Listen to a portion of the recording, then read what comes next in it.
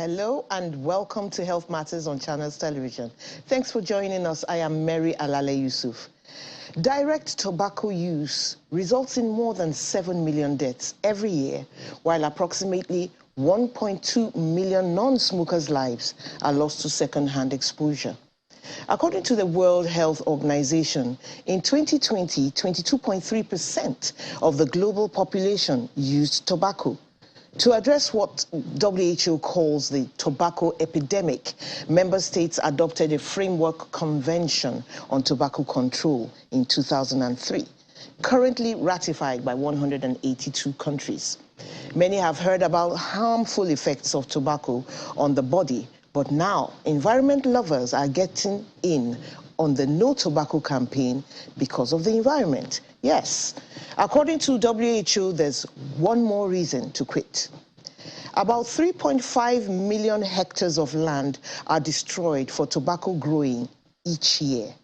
Manufacturing cigarettes takes about 600 million trees, emits 84 million tons of carbon dioxide, and consumes 22 billion tons of water. That's apart from the fact that nicotine in tobacco is highly addictive, and tobacco use is a major risk factor for cardiovascular disease and many other debilitating health conditions. My guest is a consultant psychiatrist and medical director, CEO of Pinnacle Medical Services, Dr. Maymunah Kadiri. I almost feel like saying drum roll. Welcome to the show. It's been a long time since I saw you. Yes, of the show, yeah. Oh, yes. No, oh, being yes. here, we've been doing a lot of online talking. Presently, yeah. So tell me, what's the implication of all these chopped trees, carbon emissions, and billions of tons of water? Wow. Is it 2 billion or 20 billion? I think it's 20 billion of water used for... That means 3.7 liters of water is needed for just one cigarette. Wow. And you and I, as an adult, we need 3 liters of water per day. So that means to even make one cigarette, we need more than what an average adult should consume a day. So the cultivation, the production, the distribution, the consumption, even the post-consumer waste of tobacco making is disastrous to the planet. That's why the theme for the year is poisonous to the planet. And of course, when we have a poisonous or unhealthy planet, human beings become unhealthy because they are, at risk of various diseases. And of course, that means we are less productive. And then that means, there's so many sequelae that come. That the very air we breathe is not as good as it should be? 84 billion of carbon dioxide is emitted into the airspace. So air pollution, what does that mean? That means the greenhouse gases are increased. And tobacco has at least 3 out of the 5 greenhouse gases, which are the water vapor, nitrous acid, methane, and carbon dioxide. And that leads to greenhouse effect we are all talking about. Now, climate change is a major issue. Climate comes with poverty, comes with, food scarcity, comes with environmental degradation. There's deforestation, which is a major cause of greenhouse effect. That is such a pain to me. 600 million trees. I didn't even know we had that many trees. Exactly. So you can imagine, I know we're talking about deforestation, not afforestation. This is because a lot of trees are cut down, but not grown back. So if all these things are happening with the trees cutting down, with the emission of carbon dioxide, with, water scarcity at the end of the day, talk about the SDG goals. So that's tobacco has a major effect on human beings, on this planet, and that is something we just need to talk about. But the truth is that, are we ready for that hard conversation? Does it affect the soil? Everything, from cultivation to production to distribution, it affects, because it affects the soil, it affects our beaches. So it's cutting our food. Exactly. Food scarcity, water pollution, so many things that comes from tobacco. And for every stick of tobacco, it has over 7,000 chemicals. And it can expose an individual to over 250 types of diseases. And there are about 40 or a bit different types of cancers that are associated with just smoking. Do you know the bad thing about tobacco again? You know that cigarette butt? Yes. People, you can't smoke everything. Yes. It's the most littered item in the whole world. Wow, that's what they mean by saying even the trash of it is causing a problem. The e-cigarettes, whatever they throw away, it causes consumer waste. So the other cigarette, but you see it everywhere. And sometimes in neighborhoods where you send children to go and buy a cigarette and all that, some children, out of curiosity, that's where they start pick up those butts. Exactly. I have seen that happen. To start thinking, okay, what is this uncle? Let's look at what it feels like, and that's bad for their health. Wow. So, and you talked about the second-hand smoking and how it affects people. So sometimes it's not you. Oh, I don't like smokers. But are you in the clique of smokers? Are you in a relationship with a smoker? Do you live in the same household with a smoker? So, because second-hand smoking is as bad as you that smoke, especially on children. Because children have smaller frame, they are still growing, and they breathe in air faster than you and I. Yes, that's right. And so, because of that, they can easily be exposed to respiratory tract diseases, pneumonia, you know. And this cancer thing is not about just adults. There's so much that comes with just cigarette smoking. Concerning children, and this is not about them breathing in secondhand smoke, there's another problem, but I want to understand it properly. They say there's a lot of child labor in cigarette cultivation, and there's something called the green tobacco sickness. Can you enlighten us? So you see, there's a huge human, I'm not a lawyer, but the truth is that there's a huge human right uproar when it comes to that child labor, because they work long hours, they are not well paid, quite a number of them are not in school, or the education level is very poor amongst them, you know, they're exposed to so many diseases, you know, that nicotine poisoning, which is also known as the green tobacco sickness, is so huge among. They're the ones that plant the seed. They're the ones that will weed. They're the ones that will cultivate. They're the ones that would, you know, get the tobacco out. They're the ones that will be in the factories. They're the ones that will be exposed to all the, you know, occupational health hazards. So does it pass through their skin? Yeah, it affects them. They inhale it. They are there in the farm. And let's not talk about the machines they use. Some of them are not as advanced as it is. So you see them toiling, walking, and, you know, it's so common among the migrants because they are not really, you know, in quote, you are legal in the land. You are not legal. So anything that comes, you do that. So that child labor is such a big mess. And, you know, and we're talking about that nicotine poisoning here. Nicotine is the addictive substance that comes with tobacco.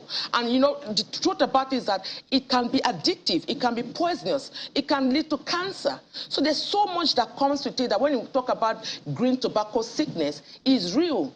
And I keep going back to the question. This is a hard conversation we need to have. It's a tough conversation. Very. Because we're talking about a multi-billion-dollar business. No, billion. Trillion. They have the power. They have the money. They have the resources. So you have to have everything as a regulator to fight them. At the end of the day, let's say the regulators win the fight and there's a lot less tobacco being smoked and produced and everything.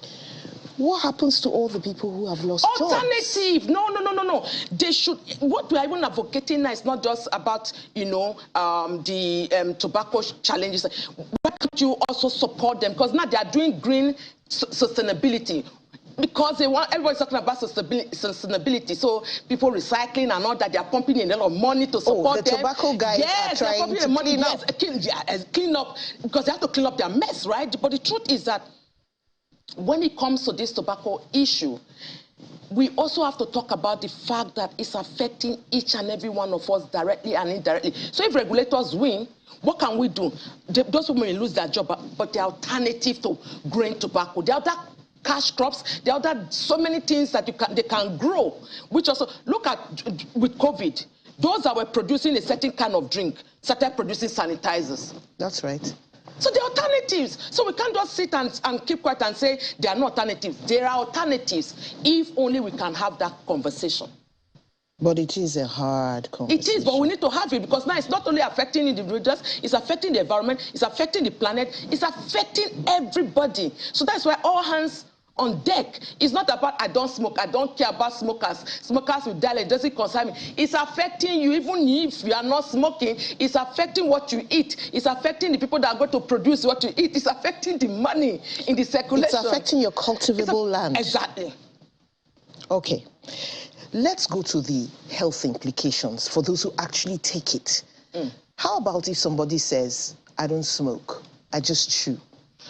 You think so? You think it's only for smoke? Even chew is even worse because it's going direct. So, you know, when you smoke or chew, right, in seconds, it gets into the lungs. Within 10 seconds, it gets into the lungs. There are these ones that they say are not as dangerous. E-smoking, then those ones they put in an alternative. Pipes. See, the thing is, they just said they removed the nicotine thing because nicotine is the most addictive substance. So they're like trying to say other things are there. Where it's like the cannabis. So 9-tetrahydrocannabinoid is the addictive substance in cannabis. So people are saying cannabinoid oil and all those kind of. So the truth is that those things are still there. Let's not forget we are unique. Our brains are unique. Everybody is made wonderfully and fearfully in image of God. And the truth is that everybody, we have all unique brain. So if you think maybe no, this doesn't affect, you don't know what happened to your brain. You are not in control. So the thing is that even if they take away those addictive substances, a cigarette has over 7,000 chemicals. Okay, that's true. I was just coming to that. You take away the nicotine. What about other chemicals? The carcinogens are still there. Are still there. Oh, so yes. those are the health implications are so much. If within 10 seconds this nicotine gets into the lungs, the thing is that it goes to increase some chemicals in the brain, which we call dopamine and epinephrine or non-adrenaline.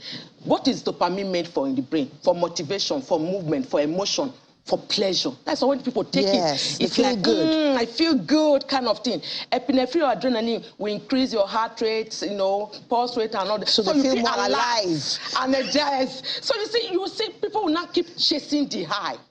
Okay. And that's where the problem is. You never get that high again because the brain has already configured. So you keep chasing the other. There's that thing that it gave me and other. And each time you need a higher high. And with time, that dopamine, which is for pleasure, the feeling of pleasure, it decreases. People with depletion of dopamine in the brain, you become unhappy. And that's why we now have this anxiety, the depression that comes in. So with time, people start hearing voices, and then we become what we call psychotic, and they start having mental illnesses. So perhaps we can call it a slow and fast poison. Slow and fast. I think slow I like and it. Fast poison. Yeah. Because it's poisoning in different areas. And it takes time. It's not an event, it's a process. And because it's culturally accepted, you see, when people are smoking, people will not look at them in any which way. Yes. They're like, oh, it's just smoking cigarette. Hey? It's not just smoking cigarette. It's slow, poisonous, not only to the planet, to the body, health hazard, and to your complications, friends. and to your friends as second-hand smokers. Let's take a break. We're taking a break right now. Please stick with us. We're coming soon.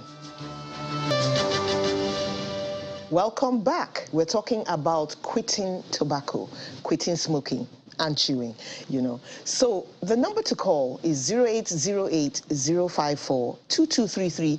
It should be showing on your screen. Tweet at CTV_Mary A, or write email moalale@channelstv.com. Dr. Maymunah Kadiri is in the house. Let's say we know that there are quite a few people who they thought it was fun at first. They got into smoking, and now they want to quit. First of all, people are running away from the smell. Yeah. Then they find out that they are hooked. They can't do anything without smoking. They want to quit, but they don't know where to go. They don't know who to talk to. Give them some advice. I love the fact that people, when they realize that they need to quit, either for their own benefit, maybe health-wise, or some social economic reasons or religious, whatever it is, right? Or even to help the people around you. But the truth is that mindset, first, which you have made, that I want to quit. So who do you go to? The first group of people are your trusted family, friends, and people around you that are trusted, that will not discourage you. Because it's one thing to say I want to quit, and then you're not what are you talking about? Nah. You try to quit those 5 other times.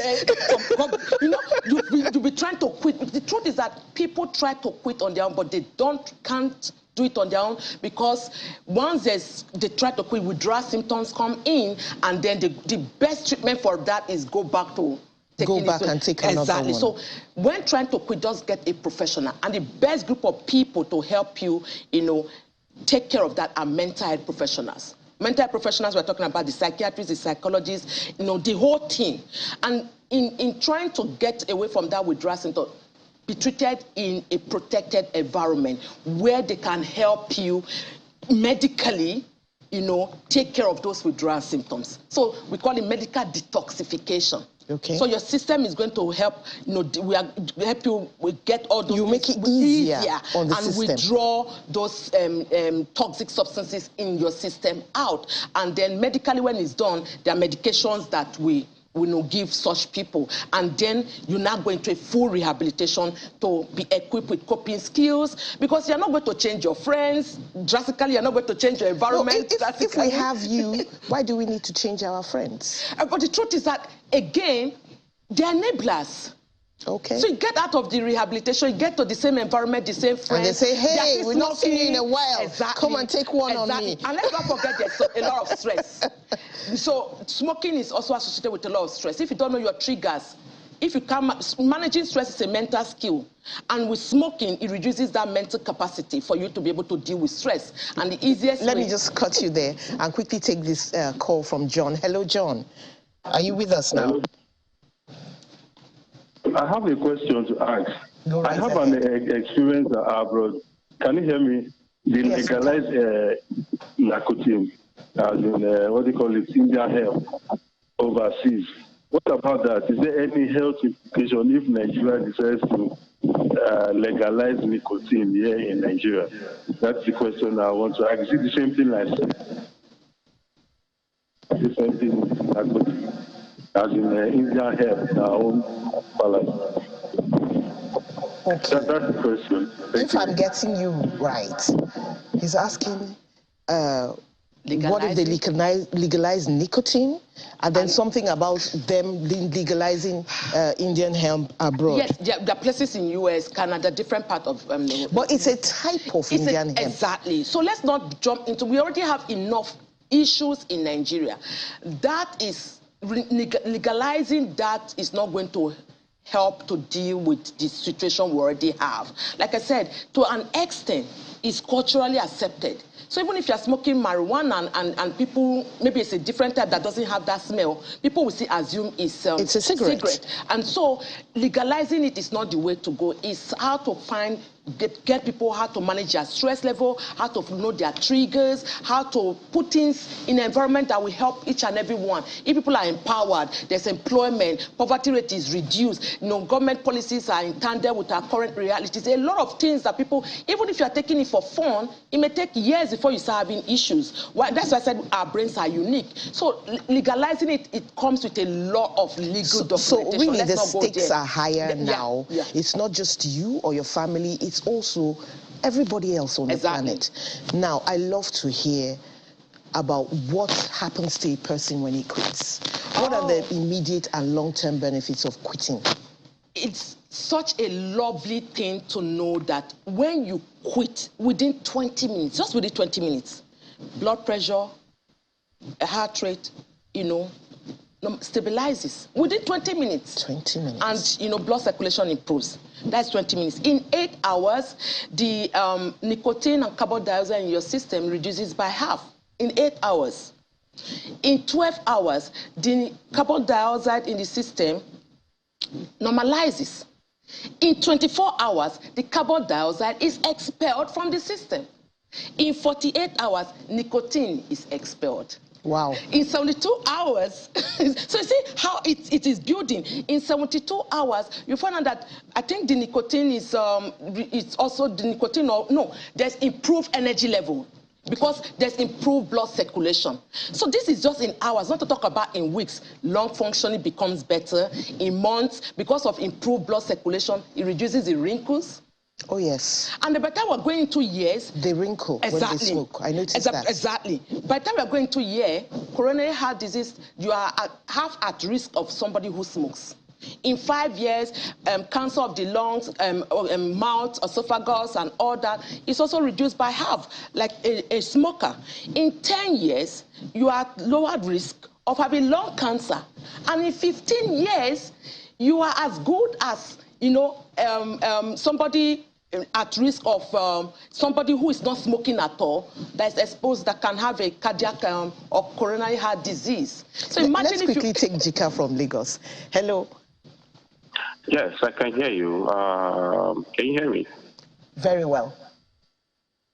Okay, Go great. ahead. So I wanted to ask, yeah. So I've had the guest on the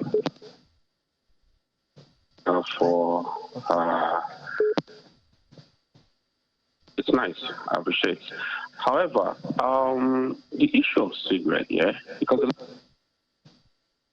that the Nigerian government is making a whole lot of money in terms of Jika, you're breaking. Can you hear me? Yes, go on. Yeah, okay. So as I was saying, I understand that the Nigerian government is making good sum of money in terms of cigarettes and tobacco itself. So I was thinking, yeah, I think it's hard time. And they now have some other brands of tobacco cigarettes, which is your electronic cigarettes and all that. I think it's hard time the Nigerian government allows for this kind of type of tobacco to be introduced into the country. I think it will help to reduce the stem of the whole tobacco harm that it does to what do you call it, to the citizens who smoke it. Because if you look at the tobacco itself, it's okay. Can you hear me? Yeah, we'll have to cut you now because we're out of time. But I will let the doctor attend to that question. Okay, no problem. So it is a question. Is there an alternative? The alternative, see, the truth is that when we're talking about tobacco, we're talking about the content. What are the alternatives? If you say e-cigarette is also there. Let's not forget. But if you are taking away the nicotine addictive substance, what about the other over 6,000?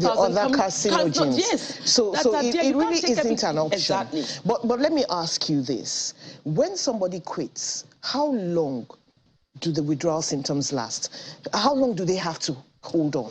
No, withdrawal symptoms is almost within the next 24 hours. The withdrawal symptoms comes almost immediately. But when you go through proper detoxification, within a week, 2 weeks, you are good. Okay. 3 days, you are good. Let's say it's within 72 hours. Now functioning becomes, okay. So the truth is that it's just that those early hours is so hard. Yes. It's so and hard. That's why you need a doctor. Thank you so much for coming on the show, Dr. Maymunah Kadiri. It's such a joy having you. And thank you, viewers, for being there and listening in. Have a wonderful day. I am Mary Alale Yusuf.